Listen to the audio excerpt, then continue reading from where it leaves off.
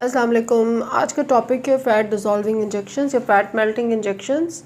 Fat melting injections जो हैं वो मैं क्लिनिक में तकरीबन 5 साल से यूज़ कर रही हूँ अपने। और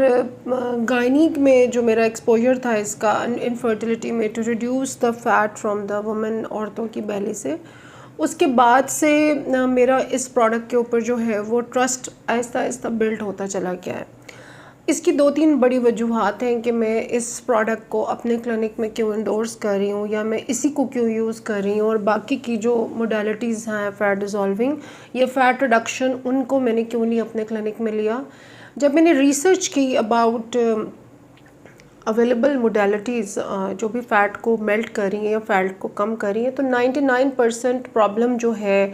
वो टमी का है। और इस वक्त फ़ैट का प्रॉब्लम पूरी दुनिया में एक एपिडेमिक यानी एक वबा की सूरत इख्तियार कर चुका है। और सो मच सो कि मुझे पूरे दिन में बहुत सारे clients different areas of Pakistan और बाहर से भी अप्रोच करते हैं, क्योंकि डॉक्टर्स ने उनको रेफ़र किया है कि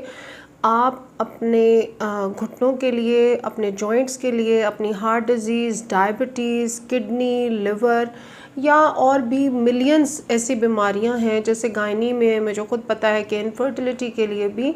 आप रजू करें, फ़ैट डिज़ोल्विंग इंजेक्शंस का ट्रीटमेंट लें और फिर वो नेट पे सर्च करके मेरे पास अप्रोच करते हैं। अब लोग ये समझते हैं कि हमने आज फ़ैट डिज़ोल्विंग इंजेक्शन लगाया और कल परसों जो है वो उनकी टमी बिल्कुल फ्लैट हो जाएगी। ऐसा नहीं होता है। इसके लिए आपको थोड़ा सा सब्र, चंद हफ्तों का सब्र रिक्वायर्ड होता है, क्योंकि दवाई जो है वो आपकी ऊपर यहाँ स्किन पे लगती है, जैसे ये बाजू है या नेक है। यानी सबसे ज़्यादा जो फ़ैट डिज़ोल्विंग का रिज़ल्ट लोग ले रहे हैं और इन्जॉय कर रहे हैं वो है ये डबल चिन, नेक, अपर आर्म्स के ऊपर का फ़ैट, बैक का फ़ैट। तो हम पूरे एरिया को पहले पूरे 1 से 1.5 घंटे के लिए नम करते हैं। नमिंग करने के बाद हम उसको मैपिंग करते हैं। मैपिंग करने के बाद जो डोज़ हमने आपकी फ़र्स्ट कंसल्टेशन के ऊपर आपकी बॉडी मास इंडेक्स के मुताबिक निकाल ली थी, वो डोज़ हम आपकी 2 to 3 सेंटीमीटर अपार्ट हम आपके पूरे एरिया पे लगा देते हैं।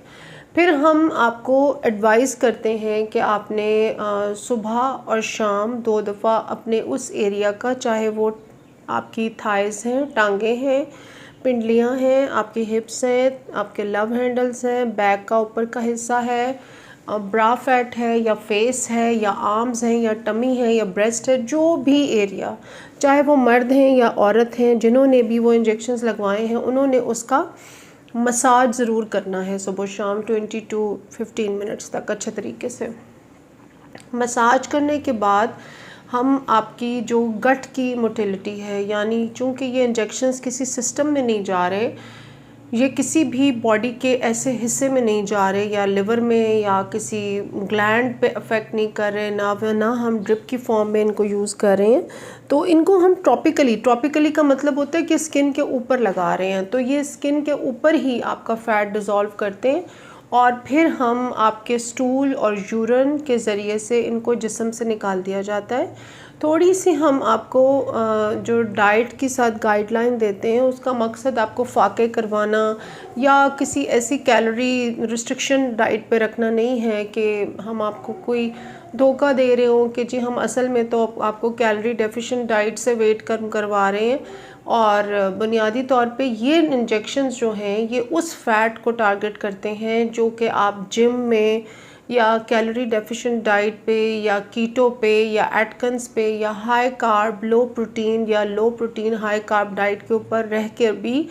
आपने नोट किया होगा कि आपका सिजेरियंस और डिलीवरीज़ के बाद जो एक पाउच सा बन जाता है, या मर्दों में भी एक बड़ा सारा पाउच बन जाता है, तो वो पाउच जितना आप वेट लॉस करते जाते हैं आपके दाएं बाएं से फ़ैट उतरता चला जाता है, आपका फेस छोटे से छोटा होता जाता है, फेस में हल्के पड़ रहे होते हैं, यहाँ पे डेंट आ रहे होते हैं, अंडर आई सर्कल्स पड़ रहे होते हैं, लेकिन जो वो टमी है आपकी जिसमें वो फ़ैट सारा छुपा हुआ होता है, वो गोला सा जो बना होता है सामने, वो मज़ीद प्रोमिनेंट होता चला जाता है।